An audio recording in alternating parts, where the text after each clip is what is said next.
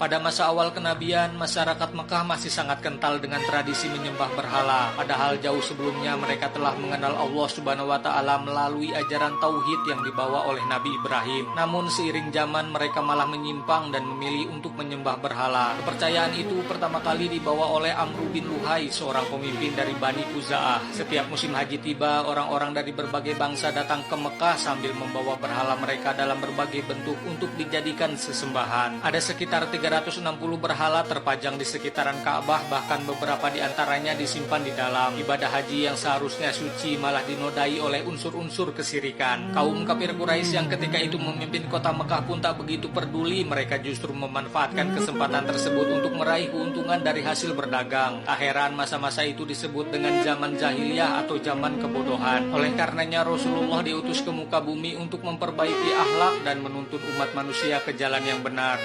Sebelum diangkat menjadi nabi, Rasulullah sering menyendiri di Gua Hiro untuk bertafakur dan merenungi arti kehidupan. Saat itu Zaid bin Haritsah, anak angkat Rasulullah, mendatangi Abu Thalib atas permintaan Khadijah untuk menanyakan keberadaan suaminya yang sudah beberapa hari tak kunjung pulang. Abu Thalib pun berkata bahwa Rasulullah pasti masih berada di Gua Hiro. Suatu hari, tepatnya di malam ke-17 Ramadan, Allah Subhanahu wa Ta'ala menurunkan wahyu pertamanya melalui malaikat Jibril. Awalnya Rasulullah ketakutan melihat Jibril dalam wujud seorang laki-laki. Lalu Jibril berkata, "Bacalah." Beliau pun menjawab, "Aku tidak bisa membaca." Tiba-tiba Jibril menarik dan memeluk Nabi hingga kepayahan. Dan setelah dilepas, Jibril pun mengulangi ucapannya lagi. Namun Rasulullah tetap menjawab, "Aku tidak bisa membaca." Kejadian itu berulang sebanyak 3 kali. Kemudian malaikat Jibril menyampaikan wahyu Allah melalui bisikan batin yang kuat dan jelas, hingga Rasulullah pun bisa memahaminya dengan baik. Wahyu tersebut adalah 5 ayat Al-Quran surat Al-Alaq yang menjadi awal dari perjalanan kenabian. Setelah menerima wahyu pertama, Rasulullah pulang dengan tubuh gemetar dan menggigil. Peristiwa itu pun diceritakan kepada sang istri Sayyidah Khadijah dan orang-orang terdekat. Lantas Zaid keluar untuk menyampaikannya kepada para sahabat. Kemudian Abu Thalib datang meminta mereka berhati-hati dalam menyebarkan ajaran ini, sebab kaum kafir Quraisy tentu tidak akan menyukainya. Sejak hari itu Rasulullah dan para sahabat menyebarkan dakwah Islam secara sembunyi-sembunyi. Suatu ketika Ammar bin Yasir ketahuan telah memeluk Islam oleh keluarganya dan ayahnya pun sangat marah. Namun Ammar dengan tenang coba meyakinkan kedua orang tuanya jika ajaran Rasulullah sangat masuk di akal sehat. Salah satunya yang kuat tidak boleh menindas yang lemah karena kedudukan manusia sama di sisi Allah. Hal itu membuat hati keluarga Yasir mulai terbuka dan mantap untuk memeluk Islam. Berbeda halnya dengan Hudzaifah bin Utbah, ayahnya yang merupakan salah seorang pembesar Quraisy menolak keras ajaran Islam. Meski menghadapi tekanan dari keluarganya, namun Hudzaifah tetap bertahan dalam keteguhan imannya.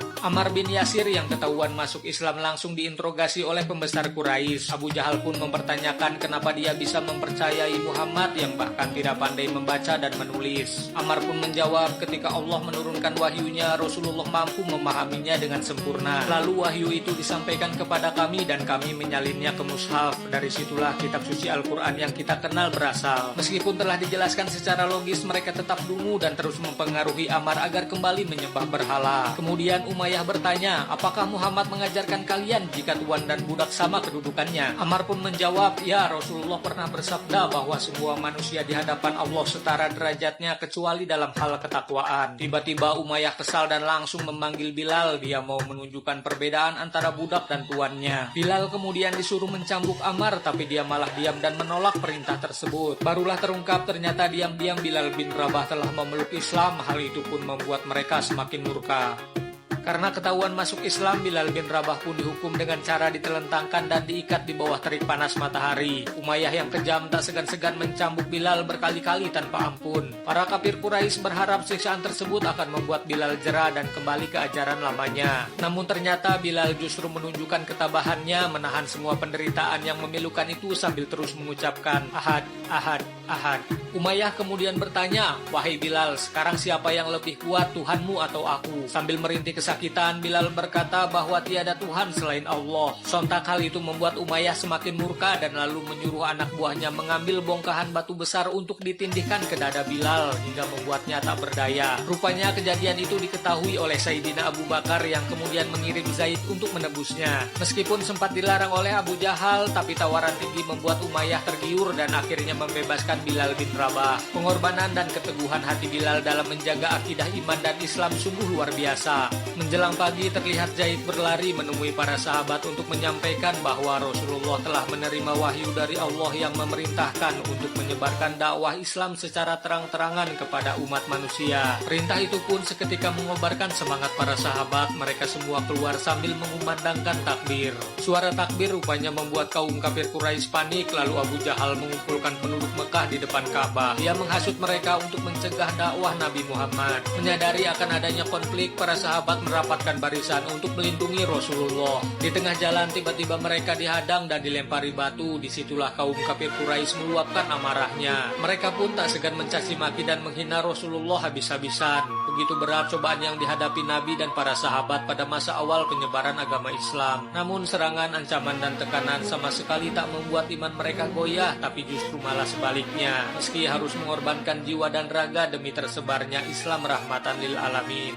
Rasulullah dan para sahabat akhirnya tiba di depan Ka'bah. Abu Jahal yang tak terima lalu mendatangi Zaid yang hendak berpidato dan mendorongnya hingga bentrok pun terjadi lagi. Para sahabat coba melindungi Rasulullah sekuat tenaga. Di tengah keributan, tiba-tiba mereka melihat Sayyidina Hamzah yang kebetulan baru pulang berburu. Sontak mereka pun ketakutan sebab beliau dikenal tangguh dan sangat disegani. Terlebih lagi Hamzah adalah paman Nabi. Meski awalnya berbeda keyakinan, tapi beliau sama sekali tidak pernah mengganggu dakwah keponakannya. Namun kali ini tampak berbeda. Melihat Rasulullah dan para pengikutnya dianiaya, Hamzah mendekati Abu Jahal dan bertanya, "Kenapa kau berani sekali bertindak keji kepada saudaraku?" Dan dijawab, "Muhammad itu pembohong." Lantas Hamzah berkata kepada penduduk, "Bagaimana kalian tahu saudaraku berbohong sedangkan dia belum sempat berbicara?" Tiba-tiba Abu Jahal menyangkal. Seketika Hamzah tersulut emosi dan langsung memukulnya. Lalu Hamzah tak segan-segan menantang siapapun yang berani menghina keponakannya untuk berduel. Tapi jelas tidak ada yang berani. Setelah memberi pelajaran kepada Abu Jahal dan penduduk kafir Quraisy, Hamzah kemudian mendekati Rasulullah dan tanpa diduga beliau menyatakan diri untuk memeluk Islam. Sejak Sayyidina Hamzah ada di barisan kaum muslimin, jalan dakwah Rasulullah pun semakin terbuka lebar. Namun para pembesar Quraisy tak tinggal diam. Mereka merancang berbagai tipu daya untuk menghentikan penyebaran Islam, termasuk salah satunya mendatangi Abu Thalib. Dengan licik mereka menawarkan harta tahta dan kekuasaan serta siap menjadikan Rasulullah pemimpin kota Mekah, tapi dengan syarat harus berhenti berdakwah. Kemudian Abu Thalib segera menemui Nabi dan menyampaikan tawaran barusan. Akan tetapi keponakannya sama sekali tidak menginginkannya.